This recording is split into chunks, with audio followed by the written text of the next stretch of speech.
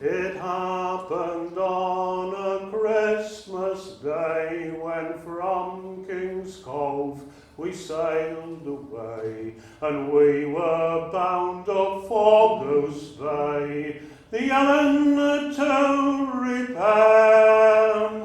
And when we left, the wind was down, we're headed her up for Newman Sound. And the tide was strong, and we did lose ground. We lay off a little Denier. Now the wind blew from the south-southwest, and Barrow Harbour we couldn't fetch, and a gale came blustering up the reach.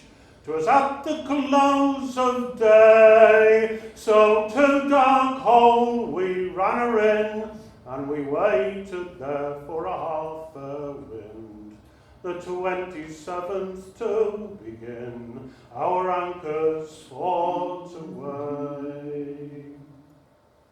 Well, early next morning our hearts were light, we headed her up for the standing ice, thinking that all things were right, as you may understand, when from below there came a roar, there's water over the cabin floor, and the signals of distress did soar, for help all off the land. Now the men into the house did make, the women to the pumps did take, all thinking they could stop the leak and beach her in a trice. But still the water came tumbling in, and against the tide, well, we couldn't win. And the skipper's voice roared o'er the din, all hands get out on the ice. Now to our grief and sad mistake, we found the ice, it was very weak, and we had to carry and to take the children to dry ground. Tommy Holland scratched his head, for God's sake, skipper, save me bed. And immediately these words he said, the Ellen, she went down.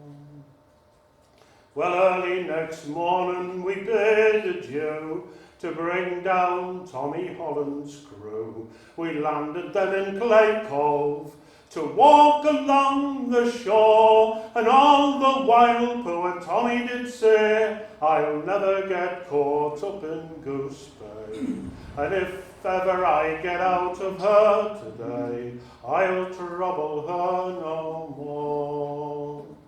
Joe Harney lives on Goose Bay shore, his father and 2 brothers more, all able men to ply an oar, to the wreck their way did wend. A pair of boots, a barrel of flour was all they salvaged in half an hour, and some leather for Joe Harney for Susanna's boots to mend. So now to close, take my advice, never trust the new-made ice. She'll close and squeeze you like a vice. I'll shave your planks away, and when your beams them once are thin, through the seams the sea'll rush in. And if a sea voyage you begin, don't sail on Christmas Day. Reckon the other.